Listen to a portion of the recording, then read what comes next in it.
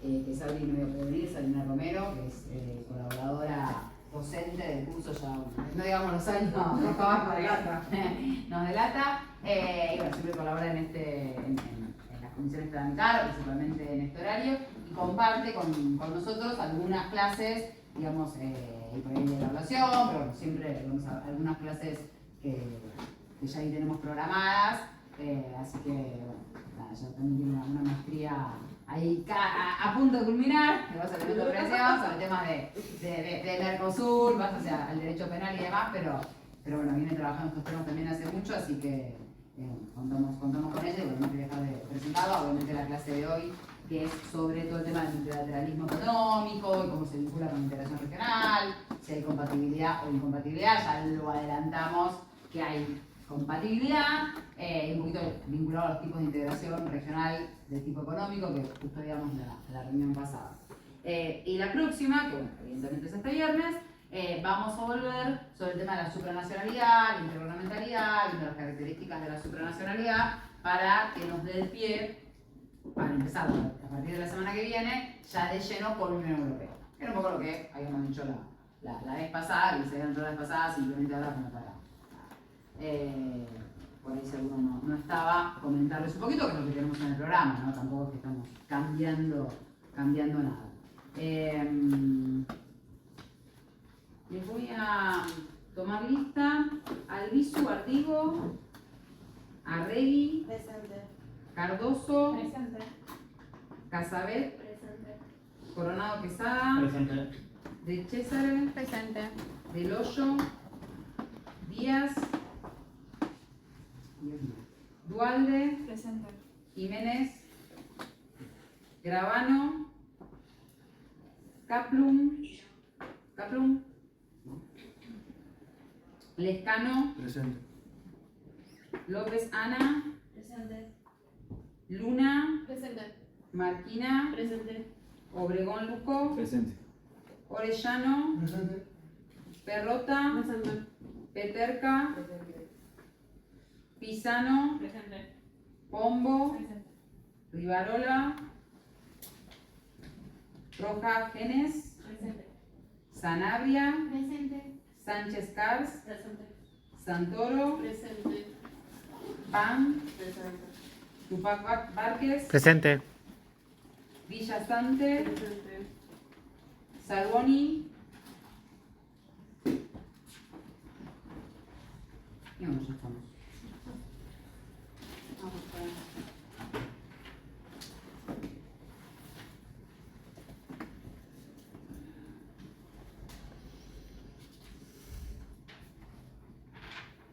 Mira, te dijo cortar entre las dos serían. Yo me acuerdo que había impreso, pero no encontraba. Creo que como todas las horas son dobles, son más personas, las había abrochado mal. Pero 28 son el 8. Y sí. Igual vamos a ver cualquier Me vas a cambio, escribir. te aviso con el mismo orden. No hay problema. Vale. ¿Alguna duda, alguna cuestión, alguna pregunta antes de arrancar? ¿No? Bueno, espectacular. Bueno, muchas Entonces, gracias. Nos vemos. Hasta luego, hasta viernes. Bueno, ¿cómo están? ¿Bien? No sé si se ve mucho. ¿Puedo sacar una foto? Sí, ¿se ve? Está medio boletín. Yo no uso una ganadería para poder darles todo y no olvidarme de nada. Bueno, como les dijo Lu, mi nombre es Sabrina, me gradué en esta casa y me formé junto con Luciana, que es mi tutora de tesis, y me castiga. Soy coordinadora nacional de un subgrupo de trabajo en el Mercosur, así que trabajo mucho dentro del Mercosur, adentro del organismo del Ministerio de Capital Humano, especializada en el derecho de la integración, pero más enfocada a lo que tiene que ver con los derechos humanos dentro de los esquemas de integración. Entonces, toda la parte económica por ahí no es muy lo mío, pero esta clase más o menos a mí me sirve darla porque también me mantiene a mí un poquito fresca de cómo vienen estas relaciones de comercio, que en realidad esta parte no es todavía integración, es derecho internacional público, ¿no? Pero como es la puerta que abre a todo lo que es integración, que vamos ya a empezar a ver a partir de la otra clase con Luciana, ¿no? Lo que es el derecho comunitario y ya entrarnos de lleno a la Unión Europea, es como que la Organización Mundial de Comercio es como la primera ventana que nos lleva al derecho de la integración. Vamos a hacer un repaso de lo que ustedes vieron hasta acá, ¿verdad? Porque a partir de ahora nosotros ya vamos a empezar con los esquemas de integración. Pero para hablar de los esquemas de integración, primero tenemos unas herramientas, ¿no? Que estuvieron viendo con Luciana. Que es básicamente por qué entendemos que el derecho de la integración tiene un derecho autónomo, independiente del derecho internacional público, que entendemos que es un anexo o un apéndice del derecho internacional público. ¿Por qué comprendemos que tiene su propia reglamentación o su propio articulado de derecho? ¿Y qué características van a tener esos esquemas de integración que no tienen otros organismos internacionales, ¿no? Porque digo, las Naciones Unidas también son un organismo internacional, la Organización de Estados Americanos, la OEA, también es un organismo internacional, sin embargo, no son parte del derecho de la integración. Entonces, digo, ¿cómo los identifico? ¿Cómo los diferencio? ¿No? Esas características las fueron aprendiendo ustedes en estas primeras clases, ¿no es cierto? Entonces, ustedes me van a ir contando a mí, antes de entrar a la OMC, ¿qué vieron esto? ¿Qué es el derecho de la integración? ¿Y por qué le digo el derecho de la integración? ¿No? A ver si los colores funcionan. Son procesos de integración económica, social y cultural.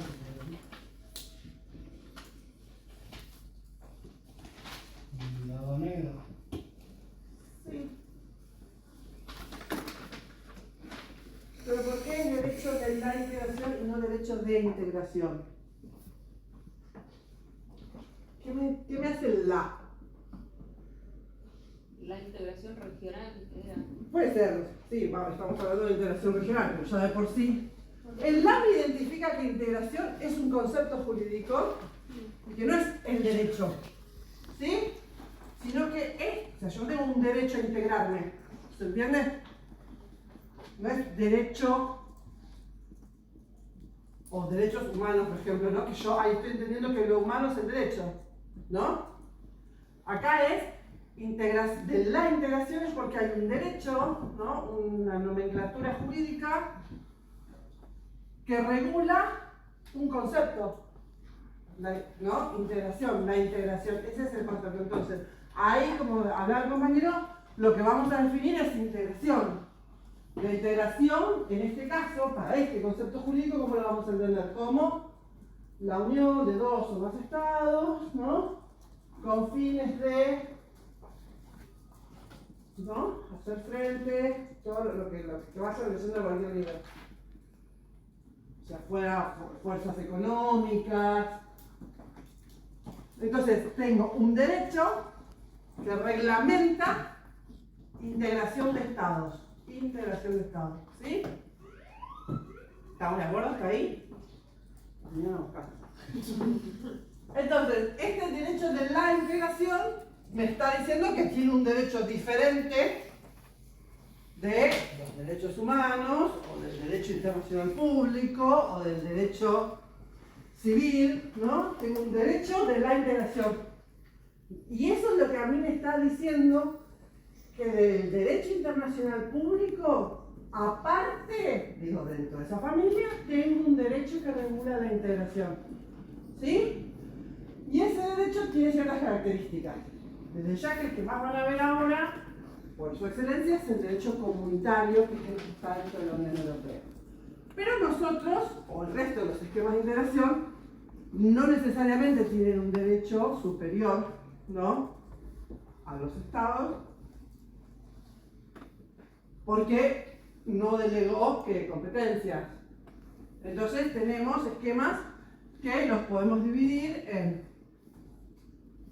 intergubernamentales, y Supranacionales. muy bien. Y tiene sus propias características, ¿ven? Entonces dijimos, un organismo internacional va a ser o intergubernamental o supranacional. Supranacional es la Unión Europea, intergubernamental podría ser Mercosur. Y ese derecho, a su vez, esto lo vieron, ¿verdad? No estoy hablando sola loca. Ah. Hay un derecho que es DERI y el otro que es ORI, o tiene otros nombres. Fuente originaria, primaria, muy bien. Fundacional. Pasa que hay que recordar que la fuente fundacional está dentro del derecho originario, pero es una sola, ¿no? Es ese documento que creó el organismo. El resto son fuente originaria, pero no es fundadora. Puede ser incluso la que modifica o reglamenta. Y el derivado es el derecho que ese organismo internacional expresa, ¿sí? A través de órganos. ¿Estamos bien hasta ahí o si estamos perdidos recuperamos las clases, no hay problema? ¿Estamos bien? Bien. A su vez, acá ya nos dimos cuenta que estamos en una rama del derecho que tiene su regulación, o sea, hay una rama del derecho que es el derecho de la integración, dentro del derecho internacional público, ¿sí? Y vimos que este derecho que reglamenta los organismos internacionales tiene una característica especial, estos organismos internacionales, no es como la OEA o las Naciones Unidas. ¿Por qué? Porque, como decían compañeros, estos estados se ponen de acuerdo para un fin, para una integración de qué tipo. Colaborativa sería dentro del internacional público. Económica, comercial. Bueno, decía que era multidimensional, o sea, podría ser jurídica, política, económica. Esas son las características de la organización. Tiene una organización política, que puede ser intergubernamental o supranacional. Pero, ¿cuál es el tipo de integración que buscamos? Por excelencia. Económica, bien.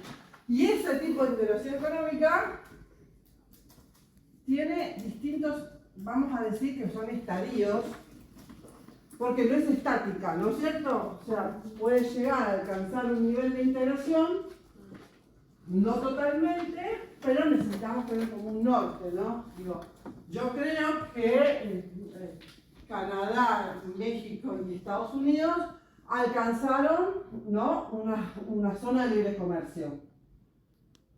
Puede ser más, menos, digo, creo que el Mercosur está intentando alcanzar una unión aduanera, no con las características que tiene una unión aduanera, ¿no? Pero está intentando, mejoró su situación respecto de zonas de libre comercio. Entonces, la primera de todas, que estaría dentro del comercio internacional, hablamos de áreas preferenciales, ¿no es cierto? Eso todavía estamos dentro del internacional público, porque son acuerdos comerciales que no necesariamente integran, son preferencias arancelarias en ciertas áreas de inversión, obviamente, de bienes o servicios, ocasionalmente pueden ser, incluso no necesariamente son permanentes, pero después sí, ya pasa, ¿no?, a un tipo de integración económica que la conocemos como... Bien. ¿Y cómo es la zona de libre comercio? ¿Qué quiere decir zona de libre comercio? Que hay ventajas impositivas aduaneras. Perfecto. Hay ventajas impositivas aduaneras para ciertos ¿qué? Para ciertos Bienes. bienes originarios. Perfecto. Muy bien. Para este tipo de integración económica, ¿me alcanza un simple acuerdo entre esos estados o necesito establecer un organismo internacional con estructura, órganos decisorios? Con un tratado de acuerdo. No. Sí, pues el tratado de acuerdo es la misma. ¿Cuál es la personería jurídica? ¿Cómo? No. ¿Qué respondió? ¿Algo de la jurídica? ¿No? Que puede tener una personalidad jurídica, que también el siguiente estrato ya es obligatorio. Excelente, muy bien. No necesito crear una persona. ¿Qué es tener personalidad jurídica? A ver, ¿qué es tener personalidad jurídica? Controlar derechos y obligaciones. Tener la capacidad de poder controlar derechos y obligaciones. Perfecto. Diferenciar. Creo una persona distinta de esos estados, ¿sí? Eso es personalidad jurídica. Yo creo una persona distinta de esos estados. En cambio, volvemos a América del Norte. Canadá, México y Estados Unidos tienen un acuerdo de zona de libre comercio, ¿sí? Pero no hay una persona jurídica. Nosotros cuando le decimos NAFTA o el TEMAC, decimos las siglas de ese acuerdo, pero no estamos dándole un nombre a un organismo internacional, ¿se entiende? Distinto es Mercosur o Unión Europea, que sí estamos hablando de una persona distinta de los estados que la componen, ¿se entiende? Es como las sociedades, ¿sí? Cuando yo establezco una sociedad, le doy un estatuto, y ese estatuto, un cuerpo orgánico. ¿Por qué? Porque como es una persona, tiene un cuerpo con órganos que se tienen que expresar. Algunos son decisorios, otros son operativos, otros son ejecutores, otros son administrativos, incluso otros son jurisdiccionales para resolver los conflictos. ¿Sí? ¿Vamos hasta ahí? Si no, me dicen. Bien. Entonces, para zona de libre comercio, con un acuerdo y que nos pongamos de acuerdo y pongamos cláusulas, estamos bien. ¿Sí? Que nos obliga, ¿sí? No es que por eso no es obligatorio para los estados que firman ese acuerdo. Luego tenemos, como decía la compañera, un pasito más, ¿no? Una unión aduanera. Y ahí ya, ¿qué quiere decir la unión aduanera?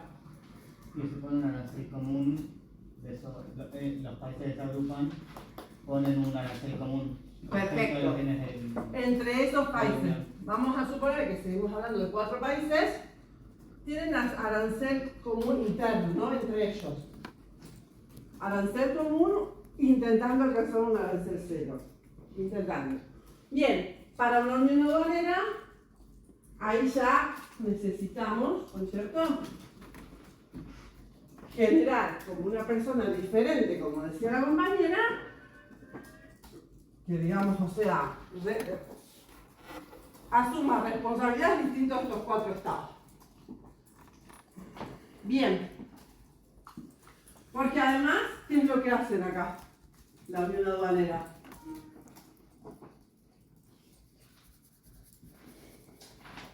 Tiene que tener un cuerpo normativo más robusto. No, pero en la unión aduanera, como yo estoy en la unión, que ya superaron la instancia de los beneficios entre ellos, ¿qué establecen? Un arancel externo común. Entonces, como ellos tienen que negociar con terceros estados, si bien ahora eso se está flexibilizando mucho, y Argentina, por ejemplo, puede establecer un acuerdo comercial con Estados Unidos sin que necesariamente sea un acuerdo Mercosur con Estados Unidos, ¿sí? Pero eso se está flexibilizando respetando ciertos alcances, ¿no? Que digamos, o sea, se llegaron hasta acá. Entonces, yo superé el acuerdo que tenía acá teníamos que Canadá, Estados Unidos y México tenían, ¿no? Esto, ¿no? Los beneficios entre ellos. Acá, además de tener beneficios entre ellos, tengo un arancel externo común. Entonces ahí ya necesito una persona diferente que negocie o que asuma también responsabilidades. ¿Hasta ahí vamos? Creeríamos que Mercosur, CANCOM estaría en esa línea, ¿sí? Y después ya, ¿cómo sigue? Un mercado común, que se lo conoce como las 4 libertades, ¿verdad? Incluso en algunos textos más románticos habla de la plena integración, porque quiere decir que es la libre circulación de bienes, de servicios, de capitales, será money, y personas entendidas como personas trabajadoras, no turistas, ¿no? Turistas es otra cosa, ¿sí?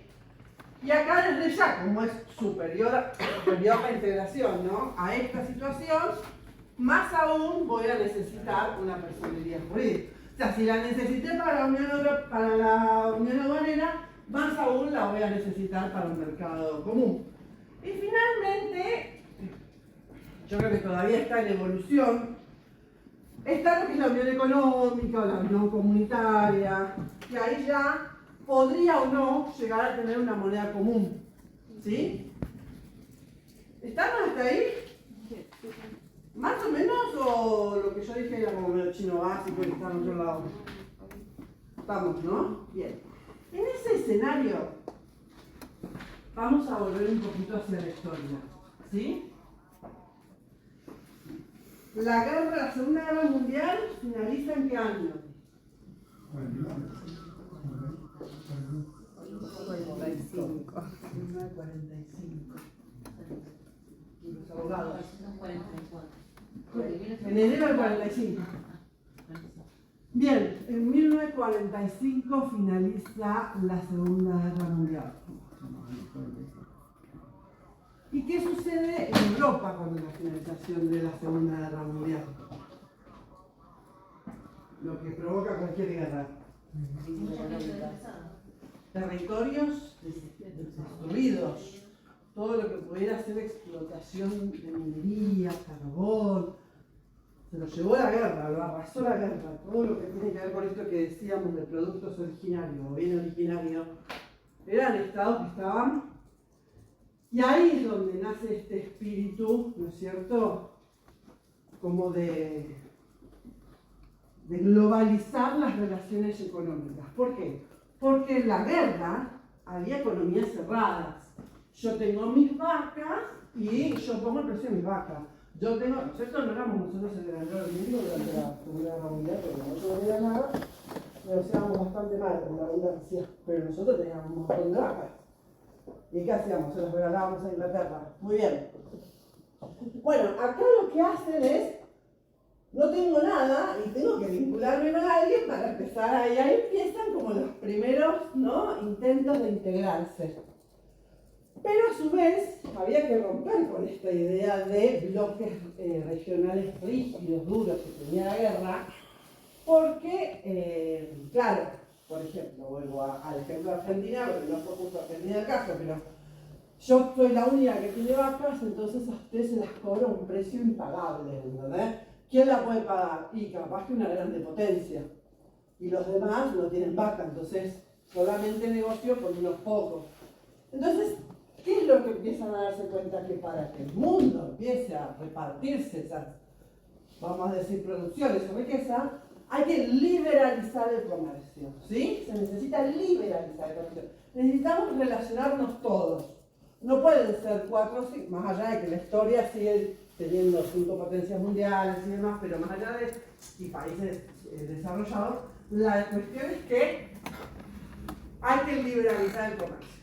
Entonces, luego de varias rondas de negociación que evidentemente empezaron, ¿no?, posguerra, en el 47 muchos estados se juntan para intentar alcanzar lo que se llamó la Carta de La Habana, ¿sí?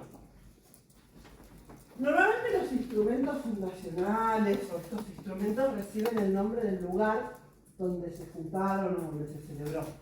Por eso nosotros tenemos el Tratado de Asunción que le dio nacimiento al Mercosur. ¿Por qué? Porque donde se firmó en Paraguay, ¿sí? Bien. Entonces, esta Carta de La Habana lo que intentaba era crear alguna organización de estados, ¿sí?, que regulara esta liberalización del comercio, porque digamos, o sea, tantas libertades tampoco, ¿no?, necesitaban como un paraguas. Pero ¿qué sucede?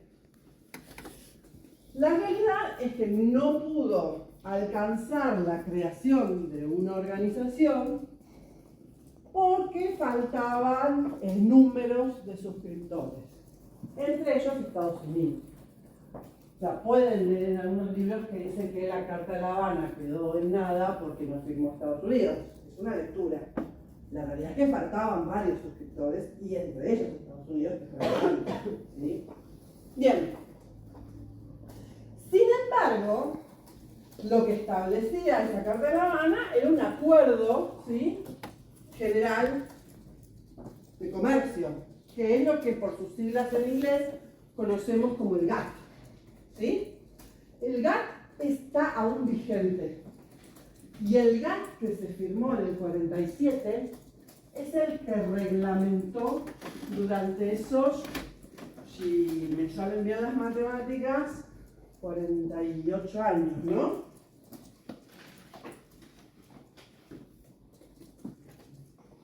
Para llegar hasta el 95. Yo soy abogada, no matemática. Bien. Ese GATT, ese acuerdo, tiene un montón de artículos que reglamentan precisamente esta liberalización del comercio. ¿Sí? ¿Qué es lo que establece básicamente? Que los estados, digamos, o sea, pueden comercializar libremente con un principio importante. Este principio se llama el principio de no discriminación, ¿sí? Ese es el espíritu de este acuerdo, ¿sí? O sea, todos pueden comercializar, pero lo que no tienen que hacer es generar estas competencias discriminatorias que estaban antes, ¿no? Estas economías cerradas que decíamos. Por eso van a ver que dice regionalismo o multilateralismo versus nuevo regionalismo. El regionalismo per se es eso, ¿no? Economías cerradas, yo tengo las vacas, se las vendo a quien quiero, las pongo a un arancel altísimo para que, no sé, Uruguay no las pueda comprar, Brasil no las pueda comprar, pero las pueda comprar Inglaterra y las pueda comprar Francia. ¿Sí? ¿Se entendió hasta ahí? Bien. Sin embargo, claramente, 48 años después, este acuerdo se desarrollaba a través de rondas de negociación, ¿no? Se juntaban los estados y ya en la práctica, digamos, o sea, estaban teniendo una periodicidad organizativa de revisar los acuerdos, de revisar quiénes estaban teniendo negociaciones sobre estos bienes, quiénes estaban teniendo negociaciones sobre... Y en la ronda de Uruguay de 1995, deciden los estados, acá Estados Unidos forma parte, pero yo lo que quiero decir es que ya no le dan tanta trascendencia a esto de la cantidad de suscriptores. Dicen, avancemos con la organización, claramente 48 años después, todos quieren ser parte de la Organización Mundial de Comercio. Y entonces sí nace lo que hoy conocemos como la Organización Mundial de Comercio, ¿sí? La radical diferencia que nosotros vamos a encontrar acá, digamos, de acá a acá, no es el instrumento regulatorio, ¿sí? Sino que es que se le crea un cuerpo, ¿sí? Esa es la radical diferencia que vamos a encontrar. Pero el espíritu, ¿sí?, del 47, que es, digamos, el principio de no discriminación, es el que se sostiene, ¿sí? La radical diferencia que nosotros encontramos en el 95 es que nace la OMC, ¿sí? La Organización Mundial de Comercio. Y le da este cuerpo organizativo, como se llama, ¿no? Organización, ¿sí?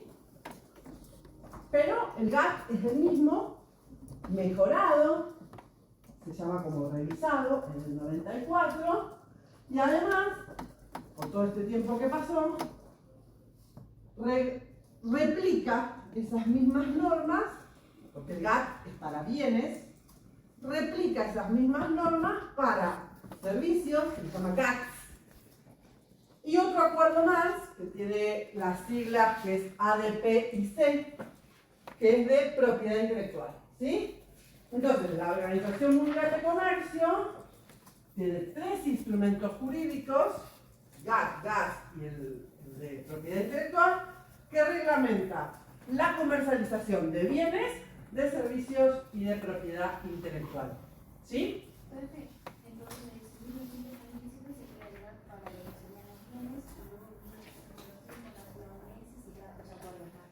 replica, yo diría, se replican. Son idénticas situaciones para servicios y propiedad intelectual, que propiedad intelectual tiene unas características por ahí distintas, pero para bienes y servicios es exactamente el mismo criterio. ¿Sí? ¿Estamos? Perdón, Sí. una consulta. ¿El GATS y el ADIPIC Sí.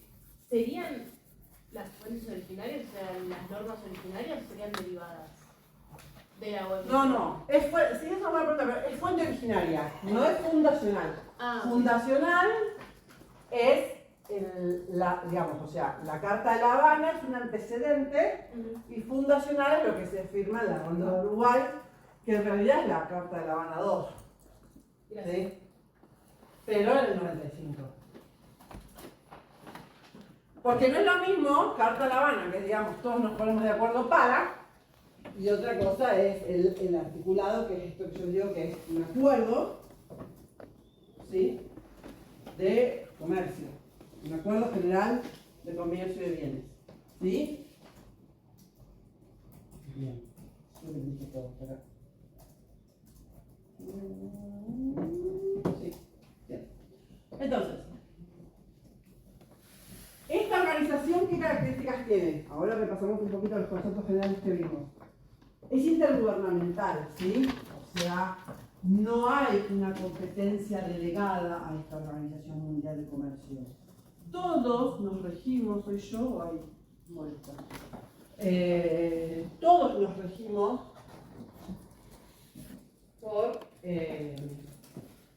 por este gran paraguas que son estos tres acuerdos, ¿sí? El GATT, GATS y el de propiedad intelectual, pero no hay un órgano superior a estos estados, ¿sí? Ese normas que todos nos pusimos de acuerdo para cumplir, ¿sí?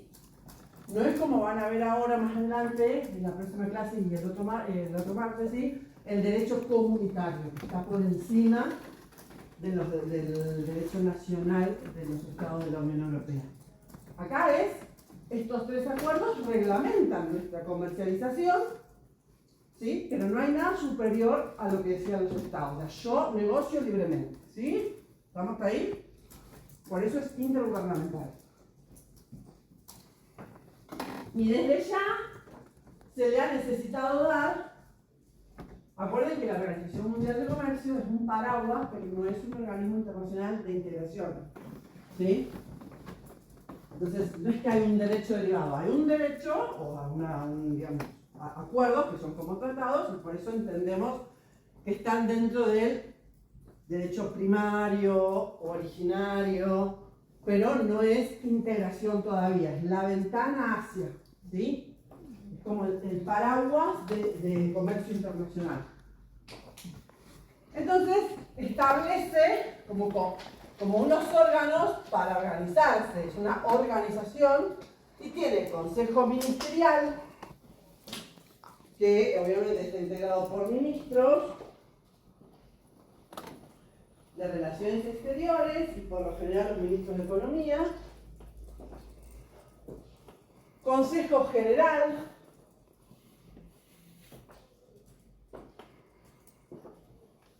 que por lo general está integrado por los expertos que tienen que ver con materia aduanera, o bueno, obviamente en economía, todas las áreas que son de comercio internacional. Y dentro del Consejo General hay, digamos, o sea, tres consejos que están especializados uno en la revisión del acuerdo de bienes, otro en la revisión del acuerdo de servicios y otro en la revisión de propiedad intelectual. Nuestro titular de cátedra es especialista en propiedad intelectual, Carla Negro. ¿Sí? Bien. Esto es la estructura, que por lo general no se pregunta en el examen, pero un poco para que sepan qué es. Vamos a lo importante que ustedes sí tienen que saber en el examen, porque se pregunta siempre en el examen, y que además, en realidad es lo que nos importa, nos interesa, porque es lo que nos da esto que les decía desde el principio, la puerta hacia el derecho de la integración. Que tiene que ver con este principio, ¿no es cierto? Habíamos dicho que los estados, especialmente los europeos, habían quedado todos devastados, pero además de este lado del mapa también estábamos medio perdidos. Entonces necesitábamos liberalizar las relaciones comerciales internacionales y se crea esta organización, que primero fue un acuerdo, con este principio, ¿no?, importante, que es el de no discriminación.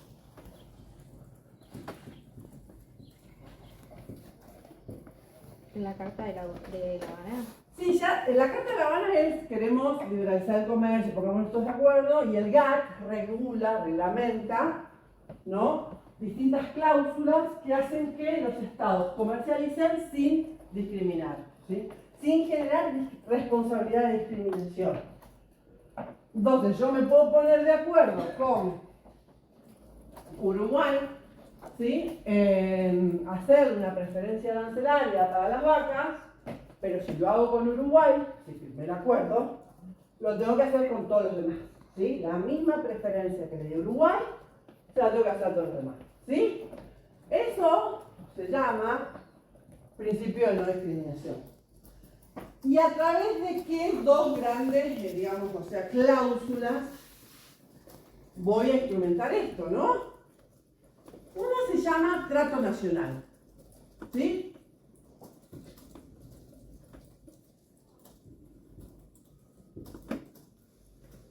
¿Qué quiere decir esto?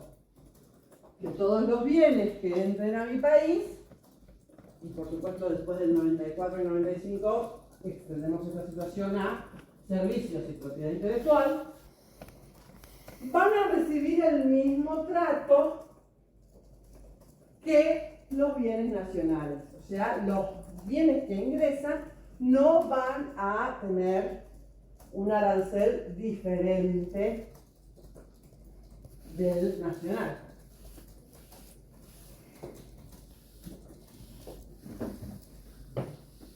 Es un poquito fácil, porque todo lo que está en puerta para adentro lo controlo, ¿sí? Pero la otra cláusula relevante es el de trato de nación más favorecida. ¿Qué quiere decir esto? Lo que les venía diciendo recién. Si yo le doy una preferencia, ¿no?, favorezco a un Estado en ciertos aranceles, mismo me lo pueden exigir el resto del Estado de la clase. ¿Se entiende?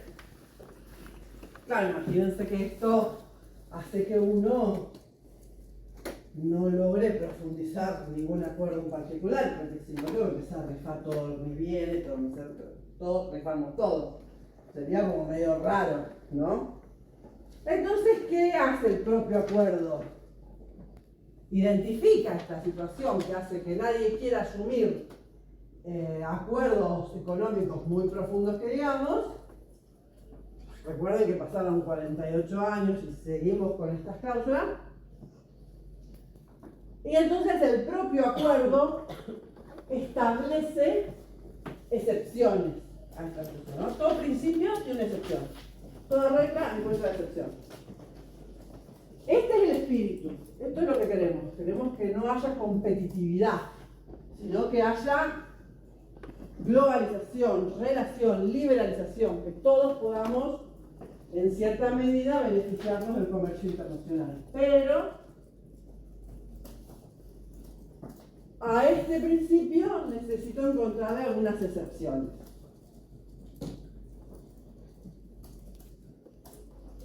La primera de las excepciones que cae de Maduro es aquellos acuerdos que hayan sido celebrados antes de esto, ¿no? O sea, si yo ya tenía acuerdos con Israel antes del 47 o incluso antes del 95, ¿no es cierto? Porque el 95 hace que todos volvamos a empezar. Se llama cláusula de anterioridad. Como su nombre lo indica, son acuerdos anteriores a ser parte de la OMC, ¿sí? Entonces ahí no estoy incumpliendo nada, ¿verdad? Si no me preguntan, para mí. Entonces, esta excepción ya se convierte en el 1995 o antes del GATT. El espíritu estuvo siempre, ¿sí? Es el mismo GATT. Nada más que como que a partir del 95 tenemos como un nuevo punto de partida porque nuevos estados se suman a esto, por eso se revisa GATT y se crea la Organización Mundial de Comercio, ¿sí? Pero los acuerdos que yo tenía antes, porque ya venía con el GATT del 47, parte del reconocimiento de cláusulas anteriores. Hoy, 2026, ya esa cláusula está un poco lavada, ¿no? Porque son muy pocos los acuerdos que se sostienen de 1923 o de 1930, son muy pocos los acuerdos, ¿sí? Bien. La cláusula que más nos involucra, ¿sí?, en esta materia, y por eso vuelvo otra vez a la frase de esta es la puerta o la ventana que nos introduce al derecho de liberación, es lo que está en el artículo 24, por eso se llama así, artículo 24, o el número romano, como está en el acuerdo, porque es el artículo 24, ¿sí?, el que desarrolla lo que se llama la cláusula de acuerdos regionales, ¿sí? Estas son las dos economías regionales que el GATT acepta que puedan ser una excepción al trato nacional o a la nación más favorecida, que serían las zonas de libre comercio y la unión aduanera. ¿Sí? Y ahí está el parentesco entre el derecho internacional público que tiene la Organización Mundial de Comercio, que es el gran paraguas de lo que es el comercio internacional, y nosotros estamos ahí en una partecita que se llama artículo 21. ¿Vieron? Bien. Nosotros en el caso de Argentina entramos por esta, con lo cual estamos exceptuados. Vamos bien. ¿Sí? Por el Mercosur y por otros esquemas que por ahí hemos participado. Bien, ¿se entendió esto? ¿Por qué? Porque sería esta la cláusula del nuevo regionalismo, porque hay economías regionales por sus características que son aceptadas, ¿sí? Por ejemplo, en la CAM tienen las preferencias arancelarias del café. Y sí, porque es el vino originario de Colombia, que es un país que integra la CAM, ¿sí? Y seguramente también la marihuana, no sé, porque está ahí también Bolivia. Bueno, Bolivia va a tener nosotros, así que también vamos a tener mucha coca. Digamos, o sea, son preferencias arancelarias para bienes originarios de la región, ¿sí? En nuestro caso, nosotros siempre tuvimos la preferencia arancelaria del café de Brasil. Por eso el colombiano siempre sale más caro. ¿Se entiende? ¿Cuál es la situación? O sea, son economías regionales, pero no son economías regionales cerradas, como tenían en la posguerra, o en la guerra, Segunda Guerra y posguerra, ¿sí? La otra cláusula interesante que en alguna oportunidad nos hizo entrar también dentro de las excepciones, y ahora no sé muy bien dónde estamos parados, es lo que se llama la cláusula de habilitación. La cláusula de habilitación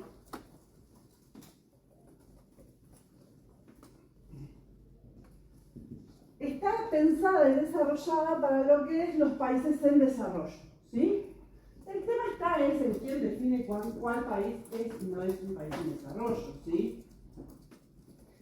Ahí hay un listado que se actualiza, ¿sí? No es que, yo pienso que Paraguay es un país en desarrollo. Durante un tiempo fue un país en desarrollo, pero después se hacen cálculos de PBI y Paraguay ya no es más un país en desarrollo, ¿sí?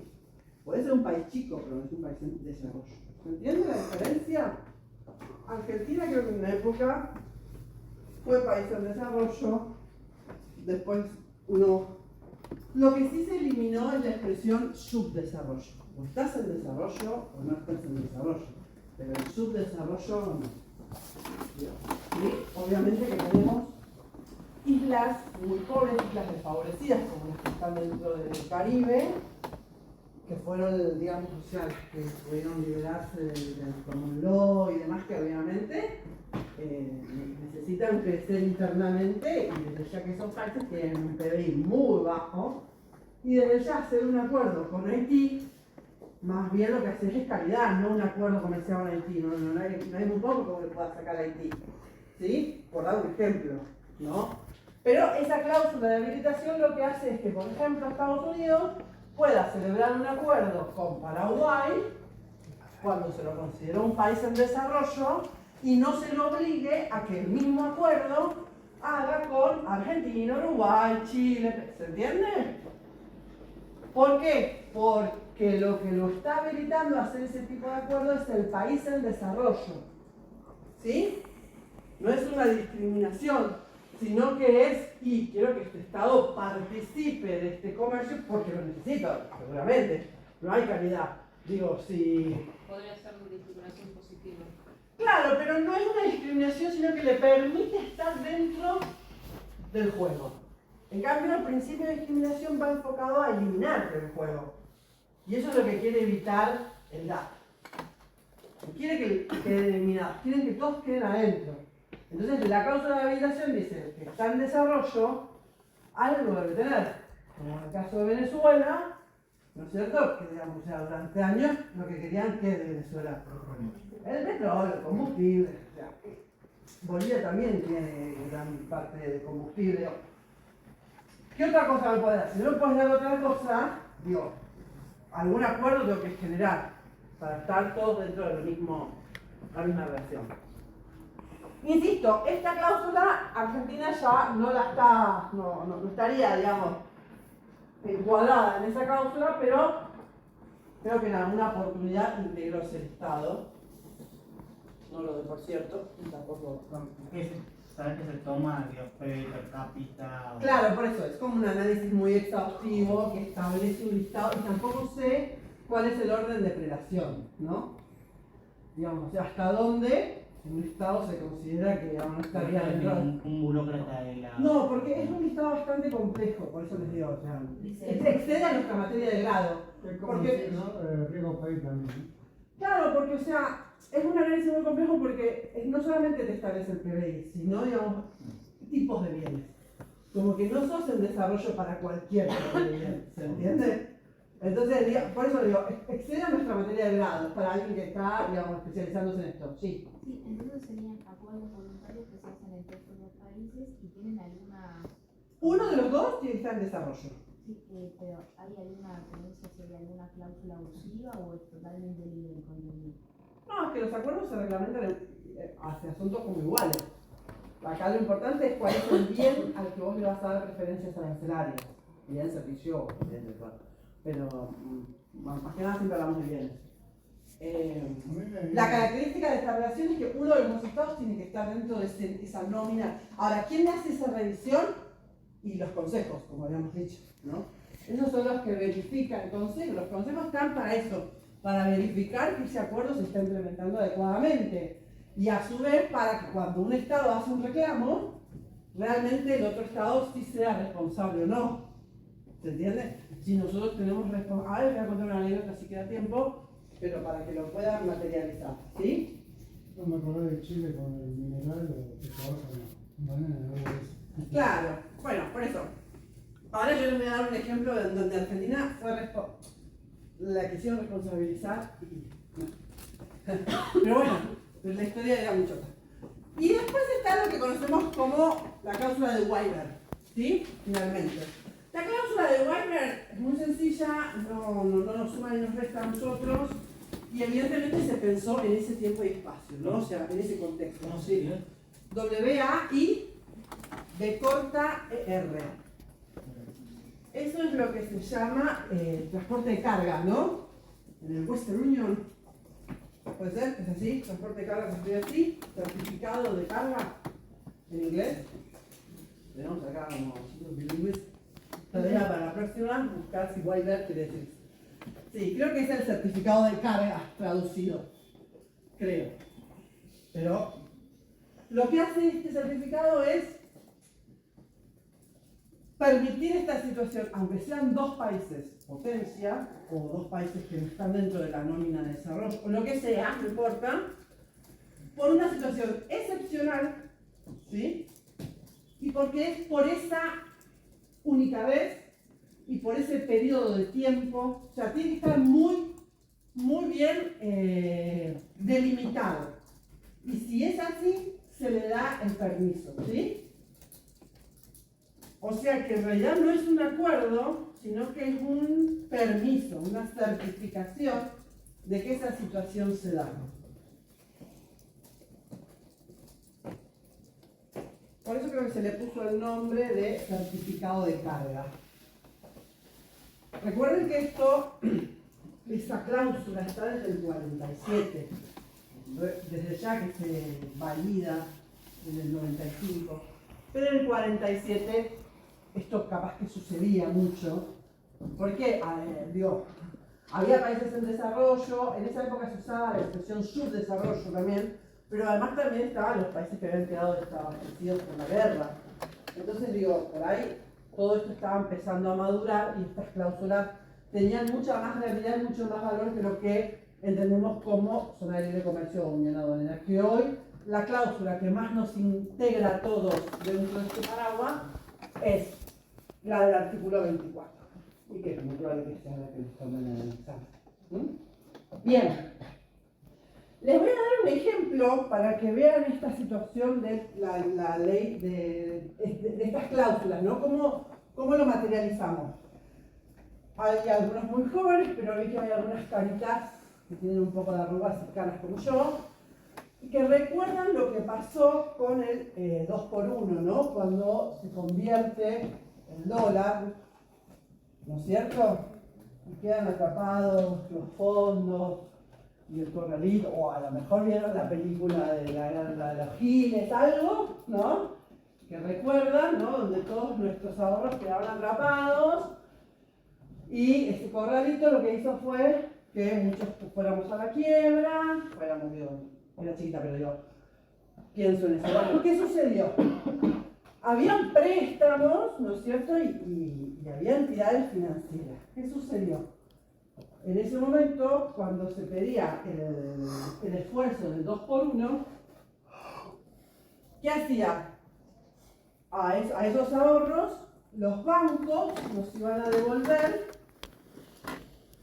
$1,5, ¿no? $1,50, ¿sí? Por cada dólar que yo había dejado en el banco, el dólar si se había disparado a 3, no importa, digamos, pero el banco, las entidades bancarias, nos iban a devolver 1,5, ¿verdad? Pero las financieras privadas iban a devolver 1 por 1, o sea, a dólar que te presté, a dólar que te devuelvo, ¿sí? ¿Se entiende lo que quiero decir? Bien, ¿qué sucedió?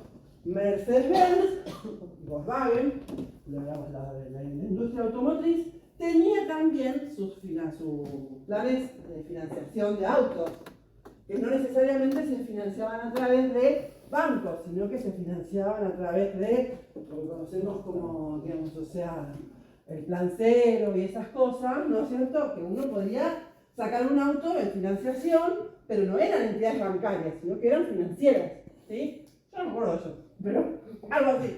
Bien, ¿qué sucedió?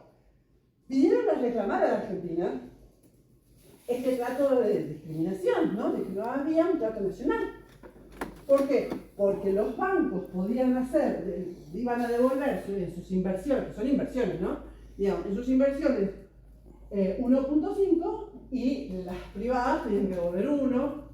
Entonces, decían, acá hay algo que, bueno, que terminaron resolviendo los tribunales de Argentina y los tribunales correspondientes en el ámbito del comercio internacional, que efectivamente Argentina no estaba haciendo una discriminación, porque las entidades bancarias de otros estados, por ejemplo, Galicia, que es un banco español, o no, los bancos que no eran argentinos, estaban recibiendo la misma reglamentación. La reglamentación era por entidades bancarias y las entidades privadas todas recibían la misma reglamentación. ¿Se entiende? O sea, el iluminado abogado en ese estableció, ¿no? Ahí con las llaves. Si no, Argentina quedaba como responsable de todo ese dinero. ¿Entienden? Como para materializar cuando nos estamos encontrando frente a una situación de trato nacional. ¿Sí? Cualquier cosa, si no, nos mandan un mail. Si no hay ninguna duda, yo los libero.